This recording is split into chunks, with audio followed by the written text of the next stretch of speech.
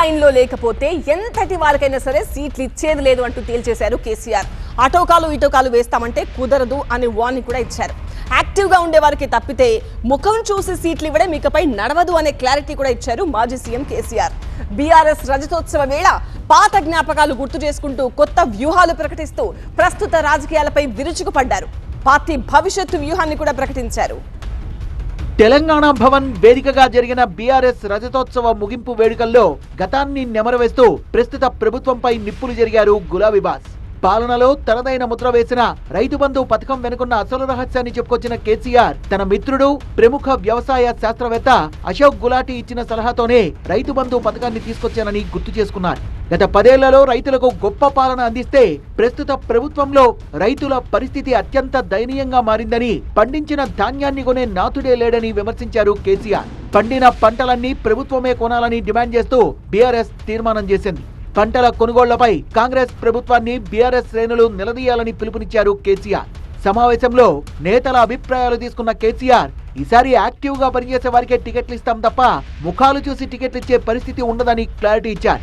కొంతమంది నేతలు ఇంకా అహంకారంతోనే ఉన్నారని, నాయకులు అందరినీ కలుపుకొని పోవడం లేదని హెచ్చరించారు. ఎస్ఐఆర్ విషయంలో అప్రమత్తంగా ఉండకపోతే నష్టపోతామనే విషయాన్ని కూడా ప్రస్తావించారు.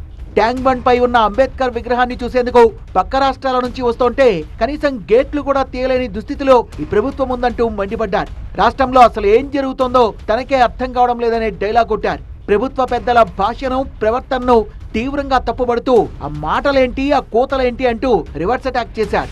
ఢిల్లీ స్థాయిలో జరుగుతున్న పరిణామాలపైన కేసీఆర్ రియాక్ట్ అయ్యారు. డీలిమిటేషన్ పై పార్లమెంట్ లో చర్చ సందర్భంగా జరిగిన ఇన్సిడెంట్ ను తీసుకొని కాంగ్రెస్ బీజేపీలపై విరుచుకుపడ్డారు. టాపిక్ వచ్చినప్పుడు బీజేపీ ఎంపీ తేజస్వి సూర్యపై కాస్త ఘాటు వ్యాఖ్యలు చేశారు కేసీఆర్. తేజస్వి సూర్య అలా మాట్లాడుతుంటే కాంగ్రెస్ బీజేపీ ఎంపీలు ఒక్కరైనా నోరు విప్పారా అని ప్రశ్నించారు. అదే సభలో బీఆర్ఎస్ ఎంపీలు ఉంటే రణరంగం సృష్టించేవారన్నారు. కాళేశ్వరం ప్రాజెక్టుపై సిఆర్ పాటిల్ వ్యాఖ్యల్ని రాజ్యసభలో సురేష్ రెడ్డి అడ్డుకున్న తీరును కేసీఆర్ ఉదాహరణగా చూపారు. మహిళా రిజర్వేషన్లు వెంటనే అమలు చేయాలని డిమాండ్ చేశారు.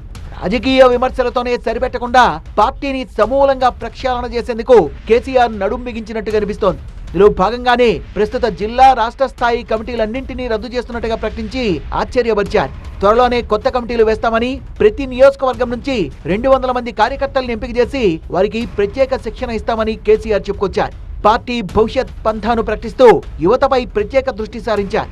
ఇంటర్మీడియట్ నుంచి ఇంజనీరింగ్ వరకు అన్ని కాలేజీల్లో పార్టీ కమిటీలు వేయాలని క్యాడర్ కు దిశానిర్దేశం చేశారు. విద్యార్థుల్ని నిరంతరం కలవాలని, ప్రస్తుత ప్రభుత్వ పాలనలోని వైఫల్యాలపై వారికి పూర్తి స్థాయిలో అవగాహన కల్పించాలని సూచించారు.